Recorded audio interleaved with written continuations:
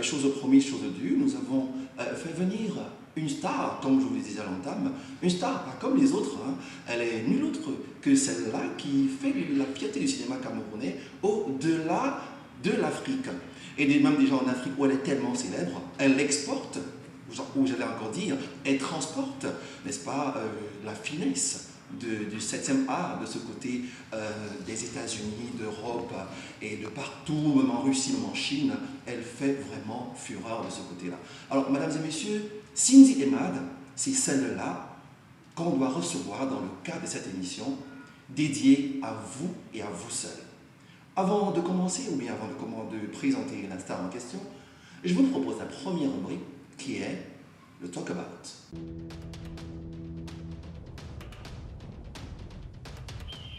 Cindy Emad, bienvenue. Merci. Alors, comment tu te portes? Oh, super bien. J'espère qu'il n'y a pas eu trop d'embouteillage du côté de la route, il n'y a pas eu de traffic jam. Oh, a little bit, mais je pense qu'à ce niveau, on est déjà habitué. C'est le Douala, c'est le Cameroun. Il faut reconnaître que c'est avec beaucoup de tractation que tu as accepté d'être, n'est-ce pas, notre invité ce jour. Mais nous te disons merci pour ça. Merci, merci. Je suis honorée. Merci beaucoup de m'avoir. Voilà, beaucoup de Camerounais qui ne sont pas ancrés dans le monde du 7e art ne te connaissent pas très bien. Alors, qui est Cindy Emad? Cindy Emad, c'est Cindy Emad.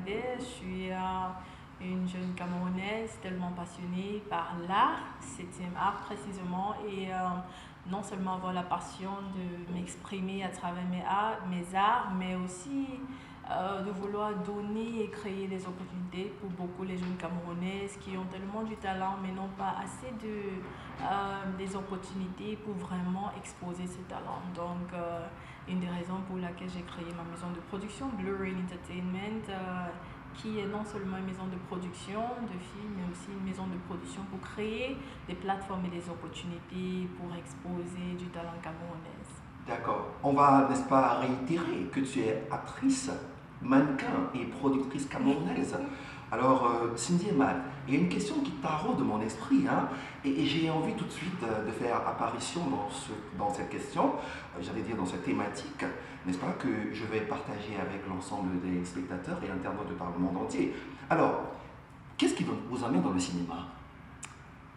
Je pense que je veux parler l'histoire d'habitude, l'histoire de l'enfance et tout, mais je pense que j'ai été née dans le cinéma. Je dis ça de la famille dans laquelle je viens, d'une famille des femmes qui sont tellement battantes, fortes, passionnées et qui ont l'habitude d'exprimer leur vision à travers toute façon. Donc moi j'ai grandi autour de femmes qui sont vraiment fortes et there's always been a push. Il y a toujours eu the push from childhood. Une des raisons, moi je suis allée à l'école à 2 ans et parce que tu étais très intelligente.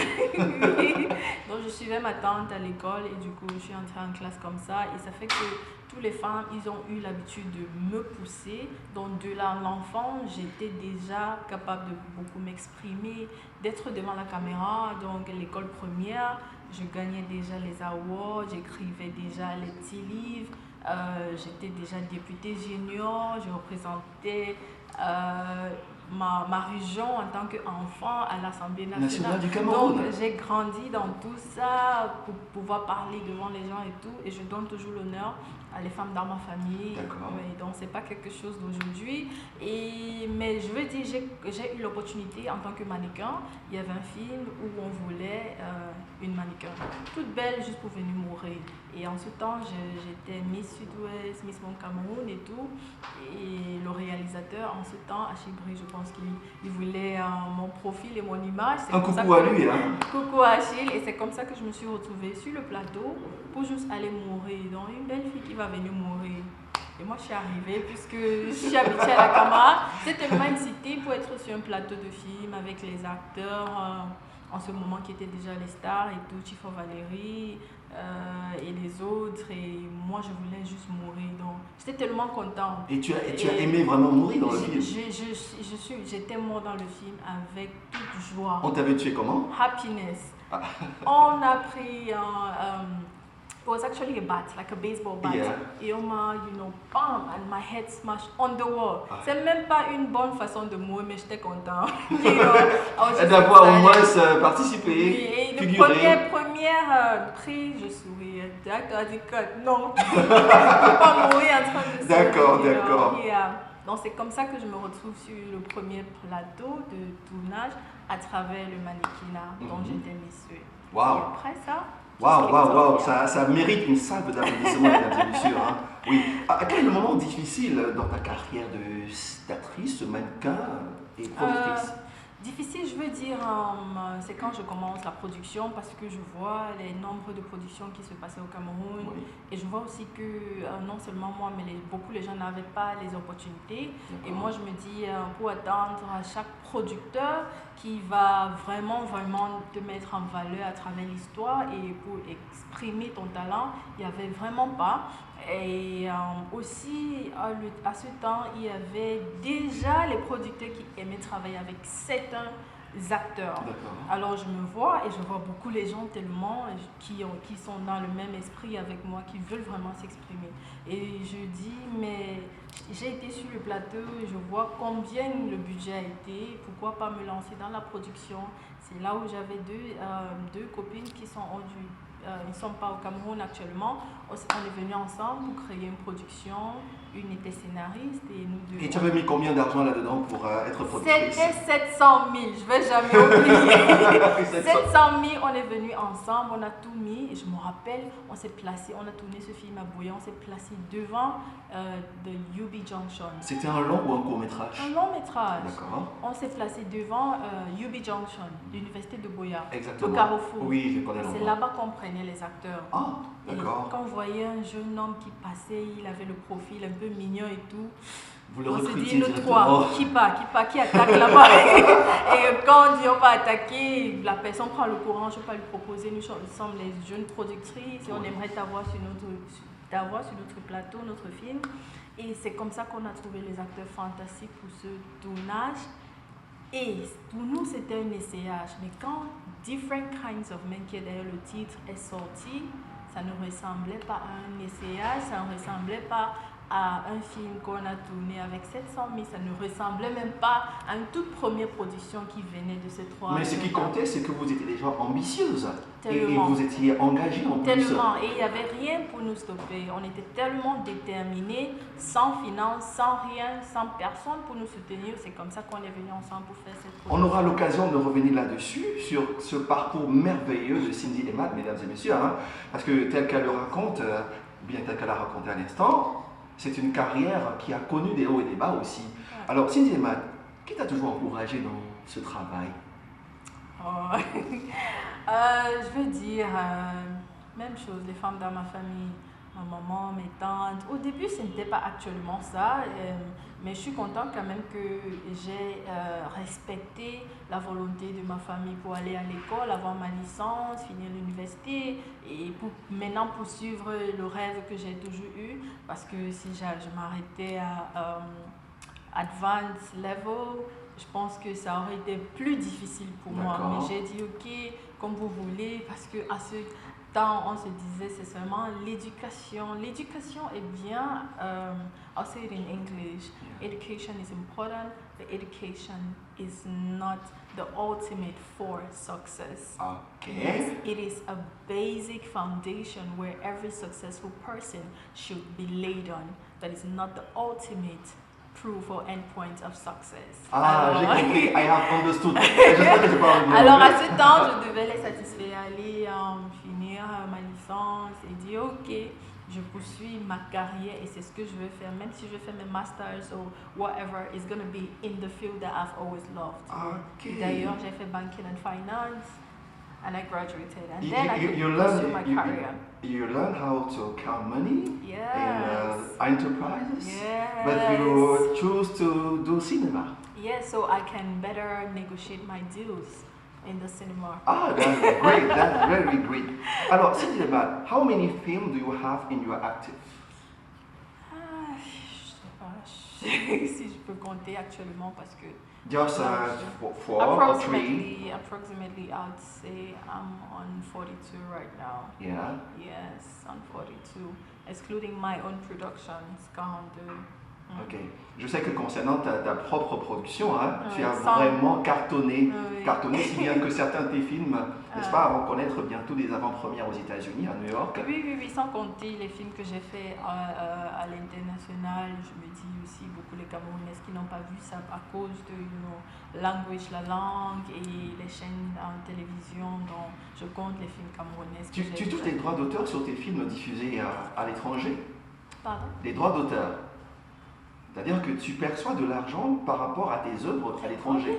Bien sûr, c'est ça. Si on me demande de choisir en tant qu'actrice ou productrice, je vais toujours prendre productrice parce que c'est là-bas qu'il y a de l'argent. Oui, donc every movie, certainement, il y a, je ne pense pas qu'aujourd'hui il y a une maison de télévision qui peut diffuser ça. Donc c'est la même chose dans le monde entier. D'accord. D'accord. Alors, à quel niveau places-tu le cinéma camerounais actuellement? Je veux dire, moi je veux toujours utiliser le terme évolution.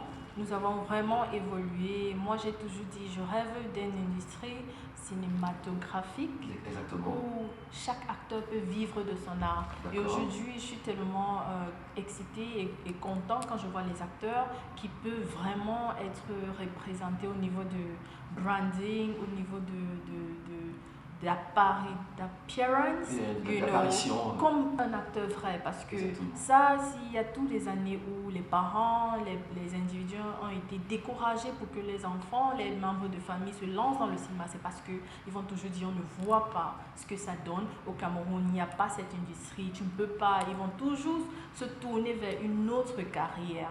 Donc aujourd'hui, je suis contente parce que déjà, au niveau du professionnalisme, la façon qu'on raconte nos histoires, la façon qu'on fait les tournages, tout a tellement évolué et aujourd'hui, les acteurs commencent à vivre de cet art. Donc, je parle de l'évolution du cinéma camerounais. Et above all, oui, le cinéma, surtout le cinéma camerounais aujourd'hui commence à être vraiment exporté à l'international et reconnu à l'international. Donc aujourd'hui, on remporte tellement les awards internationaux et oui, je pense que c'est le moment pour le cinéma camerounais. Mesdames et messieurs, une très jolie dame, hein, une sublime Camerounaise qui fait, n'est-ce pas, la fierté, n'est-ce pas, de ses pairs au-delà du Cameroun. Alors, je voulais dire à l'entame, mesdames et messieurs, vous allez apprécier cette émission à sa juste valeur, mais voici l'instant du Bad Buzz. On se retrouve.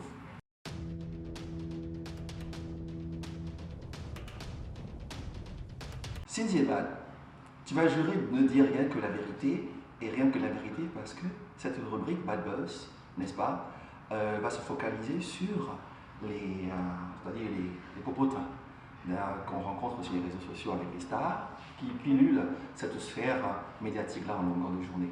Alors, je vais te poser la première question de cette rubrique. Alors, certaines actrices nous ont rapporté que pour faire carrière dans le cinéma, elles ont été parfois obligées de passer par la promotion canapé. Que penses-tu de ça? Promotion canapé. Oui. Sorry, c'est quoi ça? Les filles que les réalisateurs couchent pour qu'elles actuellement, je ne vais pas refuser. Ça se passe dans chaque industrie. Mais je pense qu'à la fin, ça dépend de chaque individu. On peut dire qu'on est dans une communauté où il y a les bandits, il y aura toujours les voleurs. Et ça dépend de toi si tu veux être un bandit. Donc, dans chaque industrie, ça se passe, mais ça dépend de chaque personne. Moi, par exemple, je n'ai pas eu ce parcours et ce n'aurait même pas été possible parce que j'ai fait le premier film. Et mais on vous l'avait déjà proposé? Non, jamais. Jamais? Jamais, je pense tu as juré de dire la vérité, rien que la vérité? Vérité, je ne pense pas qu'il y aura quelqu'un. Si j'étais devant Steven Spielberg ou, Tyler Perry ou... parce que genre que tu es très très jolie là, je doute fort qu'on t'ait jamais proposé ça. Il n'y aura pas parce que déjà mes productions sont tellement grandes, ça doit prendre quelqu'un qui est 10 fois au-dessus de mes productions pour me proposer ça. Et ces gens se trouvent seulement à Hollywood. D'accord. Donc si j'étais déjà passée à Hollywood, j'aurais cette proposition propositions, donc il n'y a personne en Afrique qui peut me proposer ça. Ça va devoir surpasser toutes mes productions. Et après, en tant qu'actrice, deuxième projet, je me suis lancée directement dans la production. Donc, je ne pourrais pas avoir quelqu'un qui pourrait me proposer ça. C'est pour ça que je dis, ça dépend de chaque individu. Et dans cette industrie où on se retrouve, c'est basé sur la recommandation. Je ne pense pas que ça se limite même seulement au cinéma. Ça s'applique dans le fashion ou la musique. C'est basé sur la recommandation. D'accord. Quand tu entres par le canapé, par la promotion canapé, ils vont te recommander comme ça. Et ça va se passer dans la prochaine production.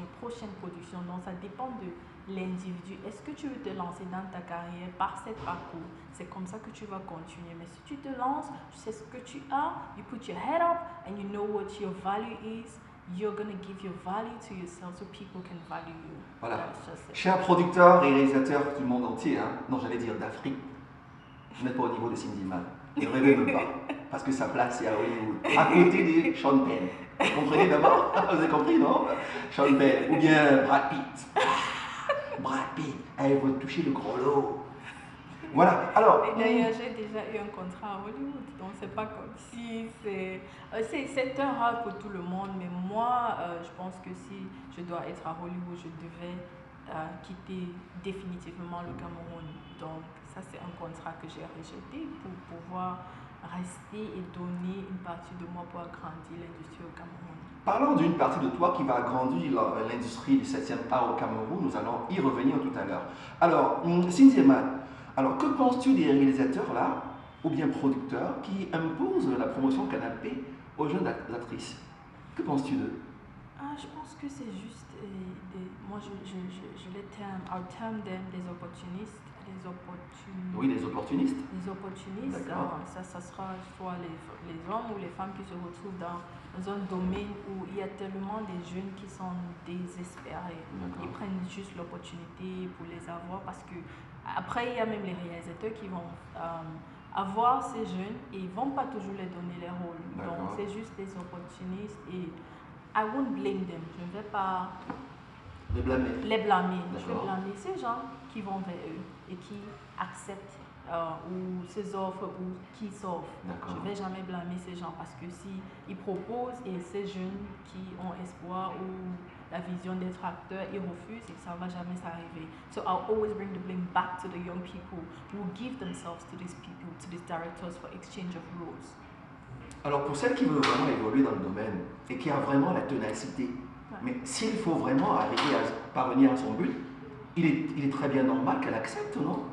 Non. Pourquoi? Parce que c'est pas du tout. C'est pas la route pour passer, pour avoir une carrière, successful career. Pas du tout. Parce que là, on parle toujours d'intégrité. Quand tu vas te retrouver autour des gens qui ont eu ce parcours, qui ont traversé les moments difficiles, toi, ton intégrité ne va jamais parler. It's not going to speak well of you ever. You're not going to have the honor that you had a challenging career and you had un parcours difficile. Alors, je ne peux pas dire que c'est la seule option. Si aujourd'hui, moi je parle toujours, nous sommes dans un temps des réseaux sociaux. Et moi, je conseille beaucoup les jeunes d'utiliser les réseaux sociaux. Des années passées, on a beaucoup les stars qui ont été découverts à travers les réseaux sociaux. Exactement. Utiliser les réseaux sociaux pour vendre son talent, pour montrer son talent. On ne sait jamais qui est en train de regarder, on ne sait jamais où ça va arriver avec les partages et tout. Mais comme j'ai parlé de la recommandation, n'importe où que les jeunes se retrouvent, n'importe quoi qu'ils sont donnés à faire, faites-le bien. Première scène pour moi, je suis partie mourir. J'ai mouru bien avec de la joie. Je ne sais pas, la prochaine réalisateur, producteur qui va vous rappeler à cause de ce petit rôle que vous avez bien fait. Donc, passer par les réalisateurs, ce n'est pas la seule option. Ce n'est même pas une option. Cindy Imad, certains internautes se plaignent du fait que tu n'aides pas tes jeunes sœurs, n'est-ce pas, alors que tu es une star interplanétaire, que tu devrais leur tenir la main pour qu'elles puissent avancer comme toi. Ces internautes se sont plaints et des commentaires, des messages ont fusé dans notre boîte. Oh, Oui, parce que nous avons, n'est-ce pas, laissé un petit pot disant que nous allons te recevoir. Alors ils ont envoyé des messages, et puis dans certains de ces messages-là, ils se plaignent vraiment, ils s'insurgent contre le fait que toi tu ne tiennes pas la main de tes jeunes sœurs qui aimeraient être dans le même bateau que toi. alors, en même temps, je suis juste un être humain avec deux mains, deux pieds. Je ne peux pas tenir la main de tout le monde. Je pense que je suis une des personnes dans ma carrière, depuis même en tant que productrice, j'ai fait dans chaque production que j'ai fait, il y a toujours eu 2% des anciens talents et 8% de nouveaux talents. Et c'est une des raisons que j'ai créé ma maison de production pour pouvoir exposer le talent au Cameroun. Mais en même temps, je parle toujours dans la vie, il y a beaucoup d'expectations, expectations. Les gens vivent avec beaucoup d'expectations, expectations. Et à certains moments, quand you expect a lot, tu ne te mets pas dans la position de la personne de laquelle you're expecting from. Parce que si dans une journée, je reçois 5 messages de jeunes filles qui veulent être actrices ou qui veulent être juste à côté de moi en pensant que c'est ça qui va les faire réussir, ils ne se rendent pas compte que parmi eux 5, j'ai 25 personnes qui sont en train d'envoyer ces mêmes messages le même jour, peut-être au même moment.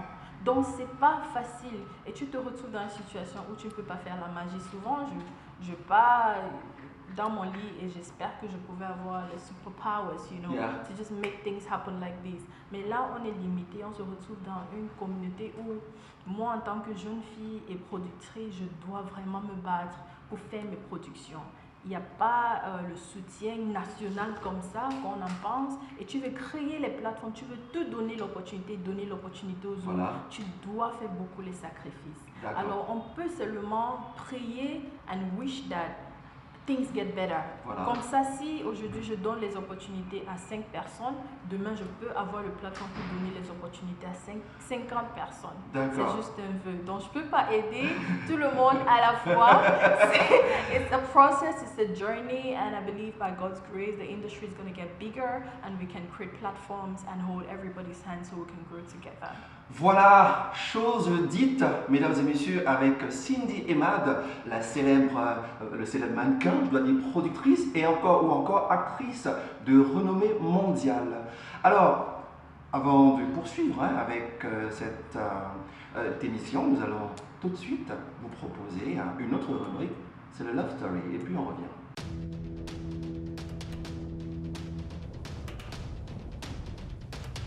Alors, Cindy Emad, est-ce que tu es mariée? Non. Pourquoi? Dis-nous pourquoi. Parce que je prends mon temps pour vraiment être sûre de mon partenaire. Est-ce qu'on doit prendre son temps pour être heureux? Non, je suis heureuse sans être mariée. Être mariée, c'est pas une définition pour être heureux. Je suis assez heureuse sans être mariée. Donc, D'accord. oui. Aujourd'hui, la société nous rend vraiment Méfiants. stigmatisés et tout. Et quand on voit même d'ailleurs tout ce qui se passe avec les mariages, dans les mariages, souvent ça fait peur. Donc tu te dis, tu ne veux pas rush into it et tu te retrouves dans une situation aujourd'hui, on est we're public figures. Yeah. Dès que le mariage, le jour qu'on se marie, c'est là. Le jour que ça finit, tout le monde se rend compte, Donc même si c'est après quelques mois, tout le monde, you don't want to be in that kind of situation. Donc moi, je prends mon temps. Mais tu as un petit ami. Oui. Où se trouve-t-il? Je suis en couple. C'est un blanc, c'est un noir, c'est un jaune. On veut savoir. Allez! C'est un être humain. Un être humain. Où est-ce qu'il vit? Oh, sur notre planète. Ah, une autre planète? Mhm. Mais nous sommes sur la Terre. Mhm. Il vit sur Mars? Ah oui, je viens de découvrir une autre planète où il y a les êtres humains fantastiques. Ça s'appelle comment?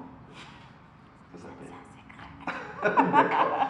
Mais on connaîtra très rapidement le nom de ton amoureux secret, hein? Même comme tu nous le caches. Ok.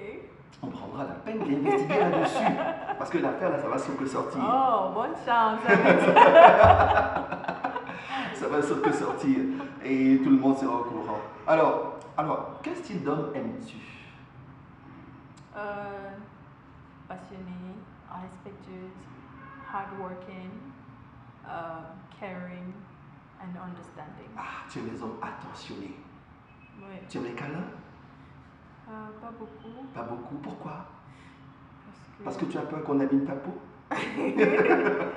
Non, parce que après, you know, après il va devoir, je pense que je suis une des personnes qui, on doit toujours update.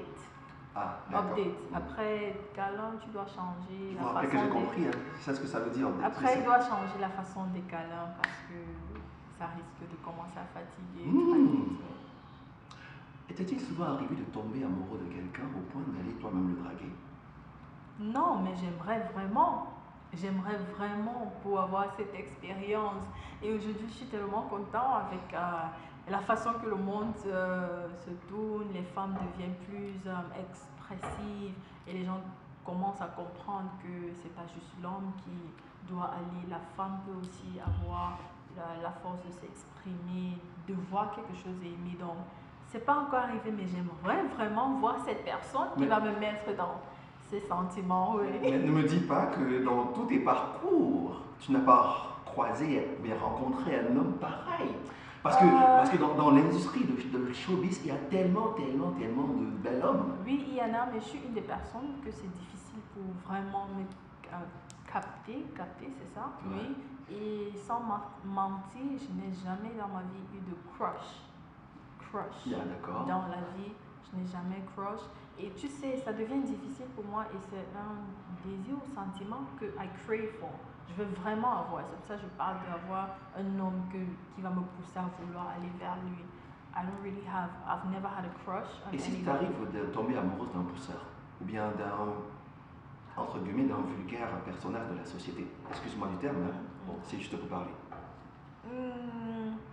Ça peut arriver, mais ça sera difficile. Ça sera peut-être 1% parce que je travaille beaucoup. Si la personne travaille à son niveau, il va devoir avoir quelque chose de spécial pour pouvoir to capture me or to have my attention. Mais ça me dit que je ne peux pas être avec quelqu'un normal ou vulgaire dans la communauté, mais il doit avoir the characteristics that's really going to drive me towards the person. Ouais. Ah, d'accord. Alors, quand tu es vraiment amoureuse, Cindy et Matt, comment est-ce que tu te comportes? Tu as des papillons dans les yeux? Shy, like I blush every single time. Tu es très amoureux de ton petit ami alors?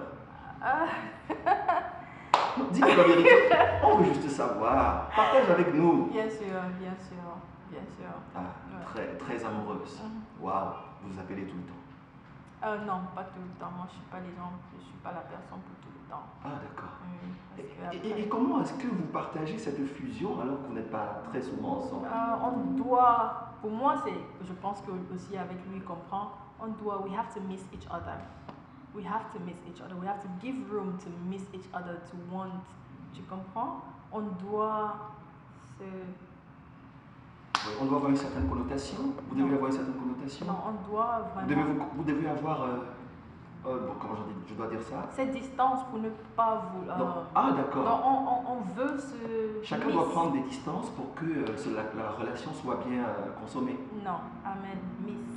Manquer. Oui. Ah, d'accord, miss. Okay. On fait les efforts pour se manquer à chaque moment. J'ai appris un autre mot en anglais, oui, miss. pour se manquer. D'accord. Donc, si on doit se parler 4 fois par jour, on va préférer parler par appel une fois et faire le message pour qu'il y a toujours cette flamme qui brûle entre nous. Ouais. Et c'est au niveau de understanding. Et moi, je dis toujours, je veux toujours être avec mon compagnon, doit être ma best friend, meilleur ami.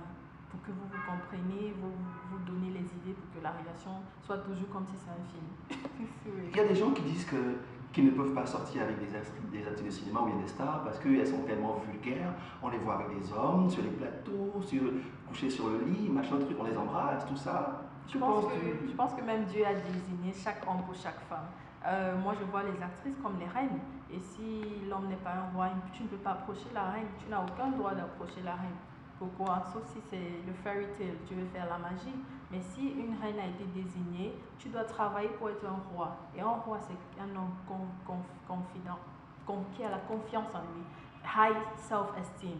Parce que tu dois avoir la confiance en toi, un high self-esteem, pour pouvoir voir ta femme qu'un homme est en train de la toucher sur la télé.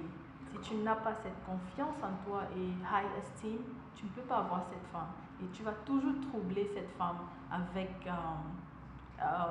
your insecurities. Ah, d'accord. Bon, pour sortir, hein, alors, quels sont tes projets pour l'avenir? Exclusive, je suis en train de travailler pour ouvrir la toute première école cinéma au Cameroun. Ça, c'est un projet.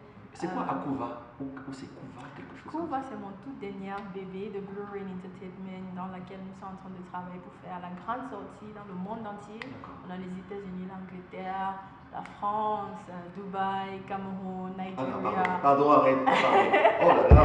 Et oui, parce qu'on ne veut pas attendre avant Netflix. On veut que quand même il y a les gens qui ont eu l'opportunité to experience la naissance de ce bébé Kuva. Alors on commence par les États-Unis d'ailleurs, qui est le 5 novembre à Maryland, Bettsville.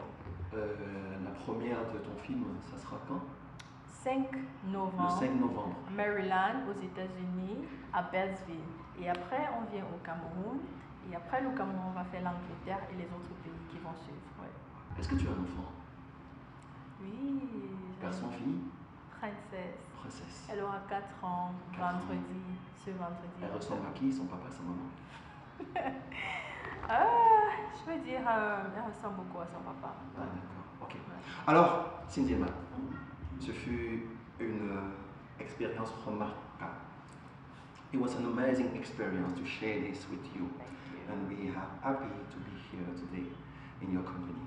Alors, mesdames et messieurs, à vous tous qui avez été au four et au moulin de cette émission, nous disons merci une fois de plus.